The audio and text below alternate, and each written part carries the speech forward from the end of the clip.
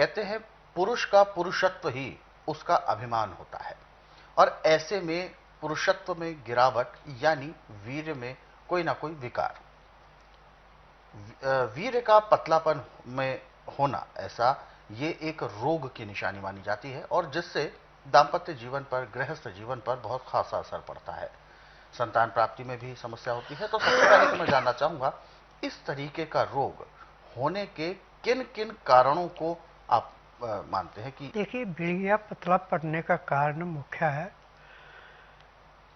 आपका आचार विचार। अच्छा। जितने आपके विचार गंदे होंगे उतना वीर्य पतला पड़ेगा। यदि विचार आपके उच्च है और आप करेक्टरलेस रहिए, वीर्य पतला पड़ ही नहीं सकता। यानी अपने चरित्र पर भी हमें नियंत्रण रखना होगा। हाँ, चरित्र बहुत जरूरी है। चरित्र।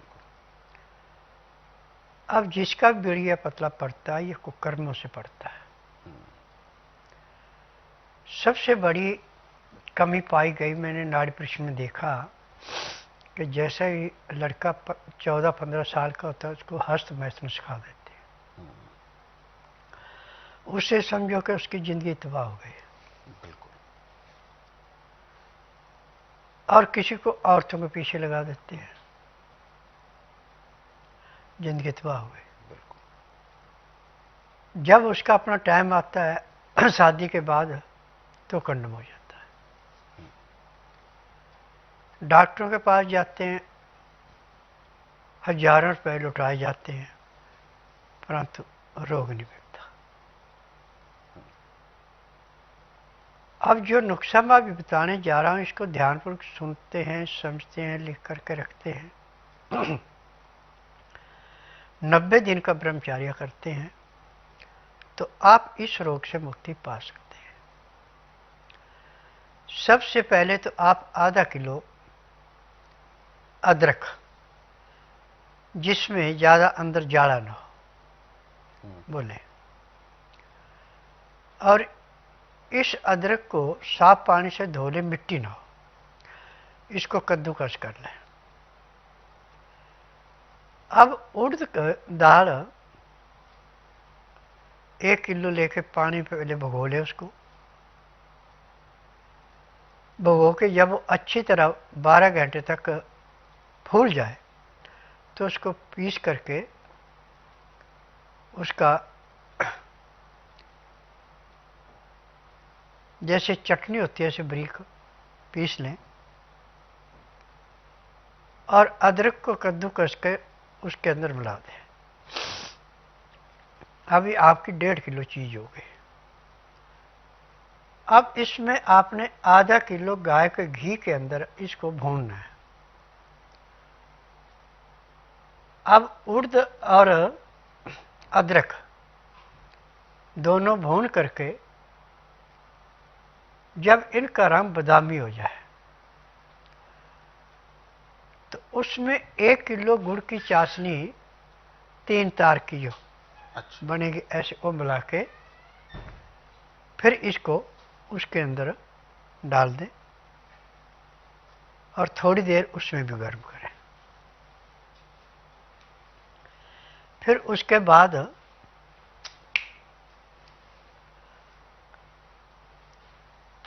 10-10 ग्राम के लड्डू बना लें। जी।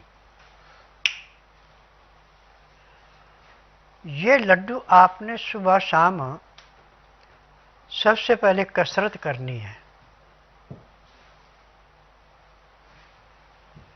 कसरत में इतनी करनी कि आपको पसीना आ जाए, थक जाए। थकने के बाद 2 लड्डू खाएं। आधा किलो दूध गाय का, उसको 15 से 18 डिग्री गर्म रह जाए, उसको पीना है। और उसके बाद कम से कम 20-25 मिनट तक आपने फिर सैर करनी है। सैर करने के बाद फिर आप आधे घंटे के लिए सब आसन लेट जाएं। 5 मिनट के लिए फिर बाईं साइड करवट लें, 3 मिनट के लिए दाएं साइड को करवट लें। फिर सब आसन लेट करके बाएं साइड को करवट लेके उठें। आपके शरीर में ऐसे चुस्ती आएगी जैसे आप 8 घंटे की निद्रा पूरी करके उठे। उसके बाद मेहनत खूब करें।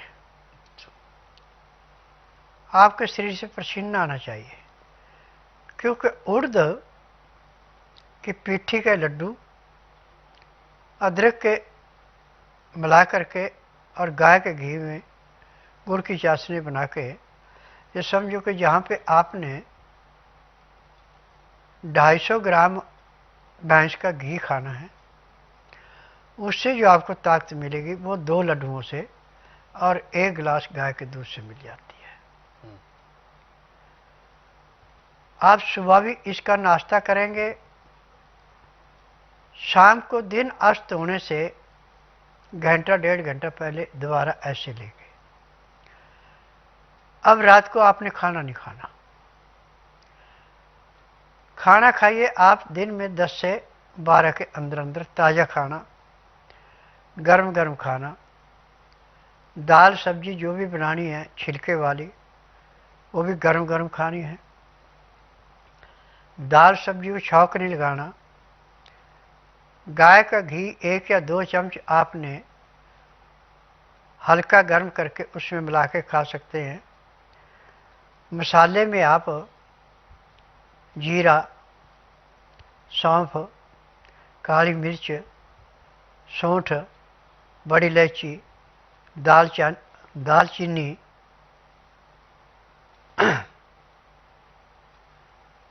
ये चीज़ें पीस के कूट के पाउडर बना के आप किसी भी शीशे के बर्तन में रखें, प्लास्टिक में नहीं रखना, बस इतना ध्यान रखना। चुटकी भर इसकी डाल लें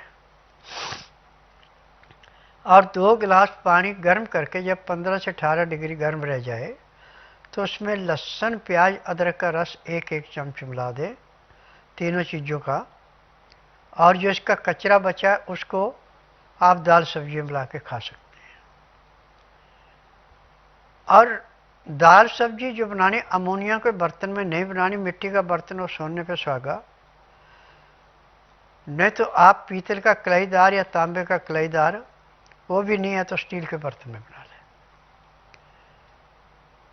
अब दाल सब्जी आपकी जितने पक रहे इतने में 5 या 7 या 9 अनाज लें। उसमें गेहूँ नहीं आपने डालनी, चना है, जौ है, बाजरा है, मूंग है, मोठ है, मक्का है, चुलाई है, सिंघाड़े हैं। ये चीज़ें आपने अपनी इच्छा के अनुसार कम ज़्यादा ले लेनी, धो के सुखा करके। इसके बीच में फिर 50 ग्राम अजवाइन भून करके और 100 ग्राम तिल भून के मिला लेने। और ये आटा पिसाना आपने शनिवार को, आटा ऐसा पिसाना जैसा नदी के किनारे का रेखता हुआ सरकता हुआ। अब इस जितनी आपको भूखा उतना आटा लेके सख्त गूंद के खुले पानी में रखते हैं। इतने में दाल सब्जी बन जाए, वो आटे के जो कण थे वो टूट जाएंगे, आटा जो सख्त रखा है वो मुलायम हो जाएगा। अब पानी में से निकाल के उस आटे को दोबारा गूंदें, वो मुलायम हो गया।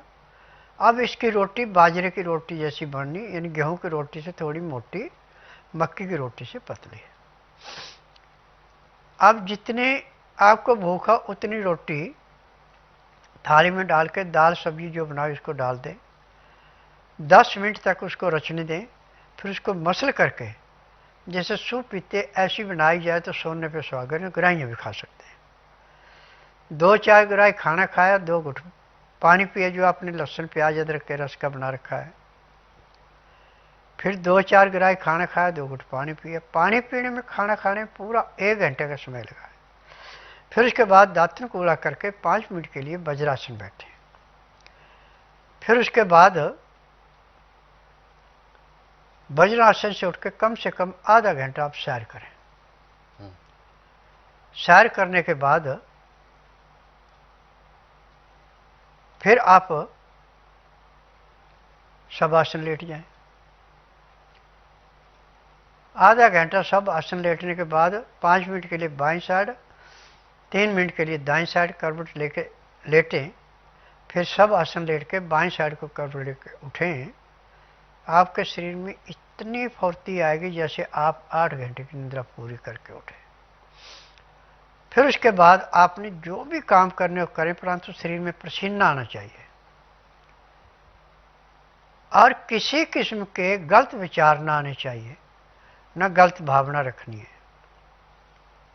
और हो सके तो हनुमान चालीसा का पाठ 7 बार, 1 बार संकट मोचन, 1 बार बजरंग बाण, फिर रामचंद्र स्तुति स्तोत्र, फिर आरती कर ले।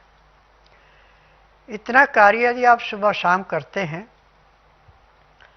और रात को सोने से पहले पहले कसरत कर ले अच्छी तरह। कसरत करके जब आपको थकावट हो जाए तो पसीना शांत होने के बाद सर्दी का मौसम है तो गर्म पानी से पैर धोएं और गर्मी का मौसम है तो ताजे पानी से पांव धो के सो जाएं। एक तो आपको नींद बड़ी अच्छी आएगी और सुबह 4 बजे आपकी नींद ऐसे खुलेगी जैसे घड़ी में अलार्म लगा रखा है, और उठते ही एकदम प्रेशर ऐसा बनेगा कि यदि आलस किया तो कपड़े भी खराब। फिर जाके आप पेट साफ करके आके दांतन कूड़ा करके आधा घंटा कपालभाति, 15 मिनट भस्त्रिका, 8-10 बार अग्निसार, 15-20 बार विजयी, 25-30 बार ब्रह्मणी, 1 घंटा लोन ब्लोन करें। फिर उसके बाद आप टाइम है तो 2-2, 4-4 मिनट मनुकासन, पवन मुक्तासन, गौमुखासन, सब आसन, सर्वांग आसन, हल आसन, शीर्षासन, बटरफ्लाई,